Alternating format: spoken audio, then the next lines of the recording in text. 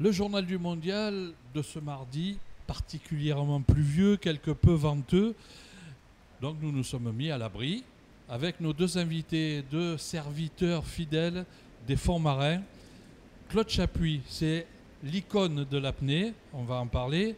Et puis Sylvie Moirand. Sylvie Moirand, c'est Longitude 181, une association pas tout à fait comme les autres. Elle aussi, elle sert particulièrement les océans, les mers. Elle vous dira pourquoi et comment dans quelques instants. Mais tout de suite, revenons à la compétition. Ce matin, le comité d'organisation et Claude Chapuis qui est là a décidé quand même de braver les éléments. Il ne pleuvait pas encore. Ils sont partis. Les apnéistes étaient sur place. Quelques-uns ont plongé, Claude. Et finalement, ce n'était pas possible de continuer.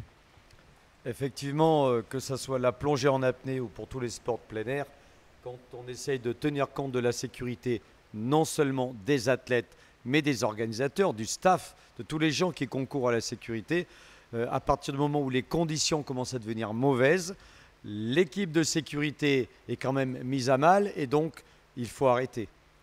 Claude, vous êtes, je dis, l'icône. Hein, c'est 5 championnats du monde avec les générations d'apnéistes. Hein, je pense à Loïc, malheureusement, qui n'est plus avec nous, mais aussi avec Guillaume Néry, enfin avec tout un tas, on ne va pas tous les citer.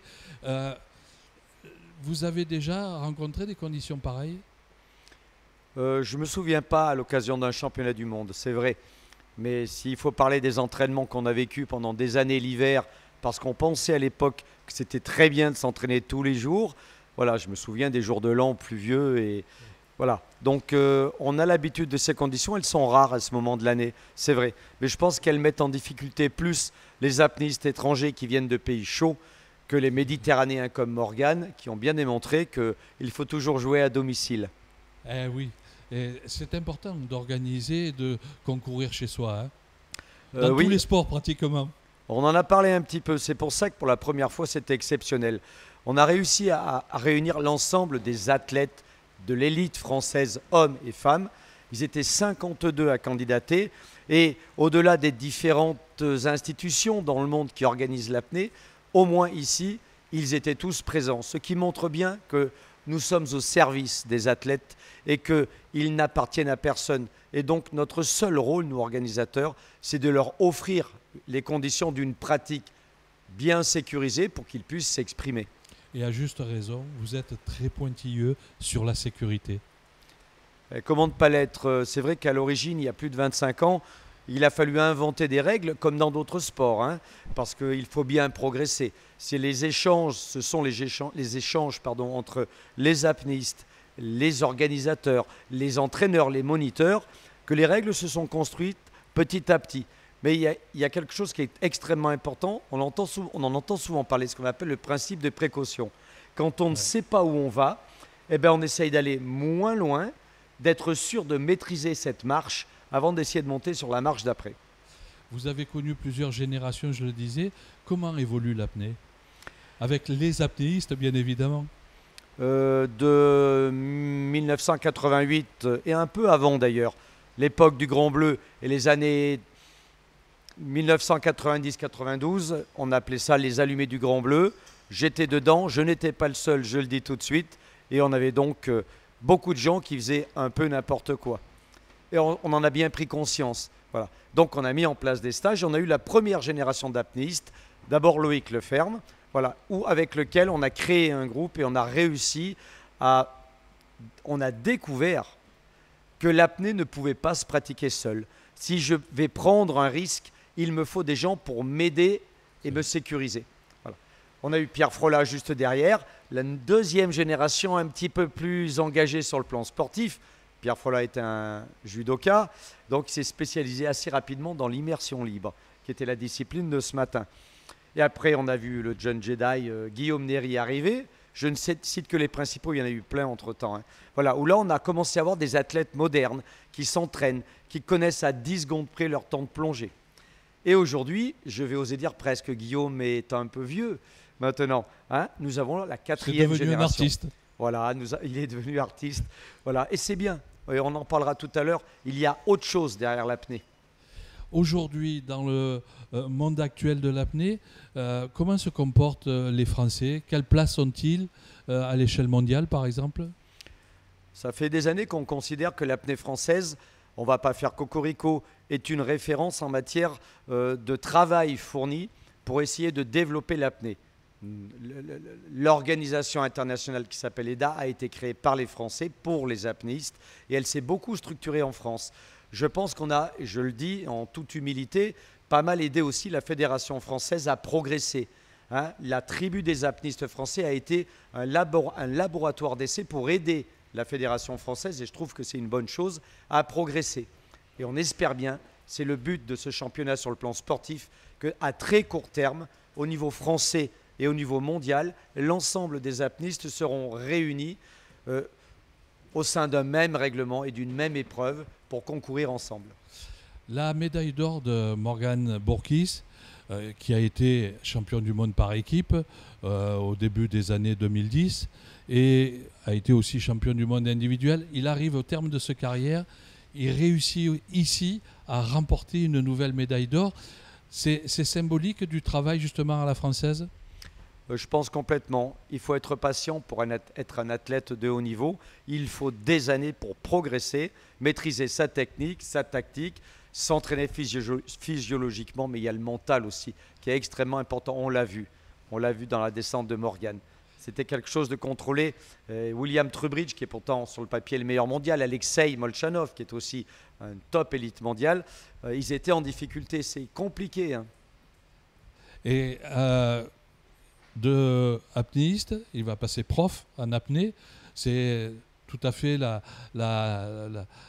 carrière qui se présente pour lui, qui est tout à fait normale. C'est dans le droit fil de ce que vous souhaitiez?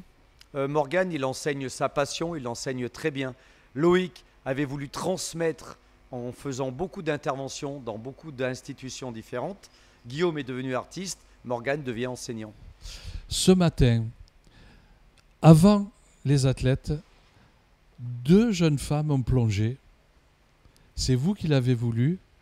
C'est des jeunes femmes d'une association provençale qui sont venues. Elles étaient malades du cancer. Elles sont descendues à combien? 20, 25 mètres? 25 mètres. Elles ne savaient pas faire d'apnée il y a quelques mois. Qu'est-ce que ça peut leur apporter? Je les ai rencontrées hier. Elles étaient folles de joie de participer. J'imagine que ce matin, ça a été pour elles un nouveau départ dans la vie. Au départ, à cette initiative, il y a un contact de ces femmes qui voulaient essayer de découvrir quelque chose. Il y a quelqu'un d'extraordinaire qui s'appelle Pierre Vigourou. Il était présent, d'ailleurs l'anecdote elle est assez amusante. Et comme tout responsable de club, il avait comme projet de dire je vais aider ces femmes à découvrir l'apnée parce que lui, il a réussi à surmonter des difficultés grâce à l'apnée. Donc il a monté un projet, elles sont allées je crois en mer Rouge, je ne suis pas tout à fait au fait de tout, voir des dauphins. Et il m'a appelé un jour, il m'a dit tu crois pas qu'on pourrait... Je lui ai fait mais tu n'as même pas besoin de poser la question. Elles vont venir. Elles seront ouvreuses, elles vont repartir avec des étoiles dans les yeux. On va parler d'elles, mais on va parler d'une autre forme de performance. Voilà, c'est la même chose. Au-delà de l'apnée, il y a autre chose. Alors justement, votre voisine, vous la connaissez bien, Sylvie Moiran, responsable d'une association pas tout à fait comme les autres, comme je le disais, Longitude 181. Pourquoi ce titre? Alors justement, Longitude, parce que c'est le tour du monde, bien évidemment, et ça regroupe tous les continents, et 181 parce qu'il n'y a que 180 longitudes, et nous on est là 181e. Alors je replace quand même les choses à leur place. Bon, je ne suis pas responsable de Longitude, je suis responsable de l'antenne Grand Ouest et des relations avec les apnéistes. On est plusieurs avec Longitude. Et avec Claude, vous avez décidé, grâce à ce mondial, d'établir une charte avec l'ensemble des apnéistes qui le souhaitent. Exactement. Elle représente quoi cette charte? Elle va dire quoi? La charte de l'apnéiste responsable est issue de la charte du plongeur responsable qui à l'origine a été créée en 2002 par François Sarano qui était avec l'équipe Cousteau. Et donc la charte de l'apnéiste reprend les éléments importants de l'autre, c'est-à-dire que l'objectif c'est vraiment de montrer à chaque apnéiste ce qu'il doit faire pour préserver l'environnement marin. Des choses basiques, tout simplement palmer sans abîmer les fonds marins, ne pas soulever, ne pas prélever, des choses élémentaires, mais qui sont bien parfois de rappeler. Claude, vous pensez que les apnéistes sont prêts à relayer ce message? Alors je veux dire, il y a deux catégories d'apnéistes. Il y a les apnéistes, si on parle de compétition, il y a les apnéistes qui descendent et qui ressortent et qui regardent leur profondimètre, des fois qu'ils aient gagné 10 cm. Et il y a les apnéistes qui descendent, qui ressentent, qui regardent et qui ressortent avec le sourire et qui le disent aux autres. Ce sont ceux-là que l'on veut avec nous. Alors dans les profondeurs, Sylvie, il y a des apnéistes, il y a aussi des requins. Il y a aussi Et alors, des requins. j'ai été fasciné sur votre stand Oui. pour voir qu'il y a la part belle aux requins. Hein. Pourquoi? Tout à fait. C'est vrai que l'association a une partie de sensibilisation et aussi une partie scientifique. Et donc François et Véronique Sarano, son épouse, s'intéressent beaucoup aux requins, mais aussi aux cachalots. Ils sont en fin de compte en haut de la chaîne alimentaire.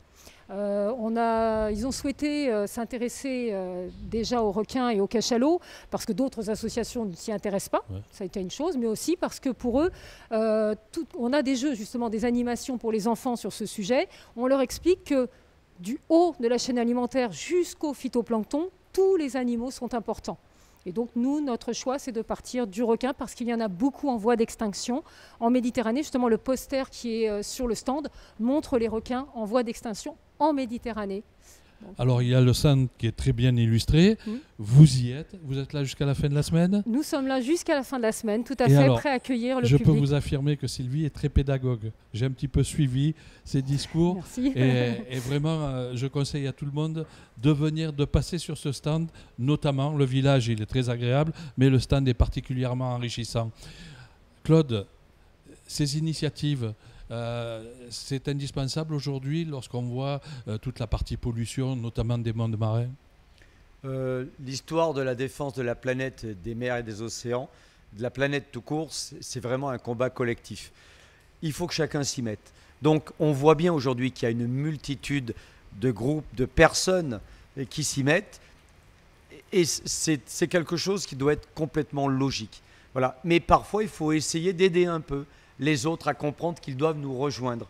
Voilà. Et donc, quel meilleur prétexte qu'un mondial où on a des gens qui plongent dans la mer pour leur dire « Venez nous aider à parler de la mer et de sa défense ». Alors, la transition est toute faite, on revient à la compétition.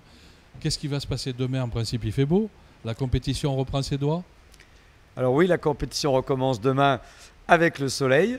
C'est l'épreuve d'immersion libre. Hein. Les apnéistes se tirent à la main. C'est-à-dire que ce qui devait être fait logiquement demain avec les hommes rentre dans le programme naturellement. Oui, tout à fait. L'anecdote veut qu'à Cuba, une paire de palmes, ça vaut 1 an ou 2 ans de salaire. Voilà, donc les Cubains ont inventé cette idée de se tirer à la corde pour faire des records de profondeur. Et depuis, c'est resté. Donc demain, ce sont les hommes.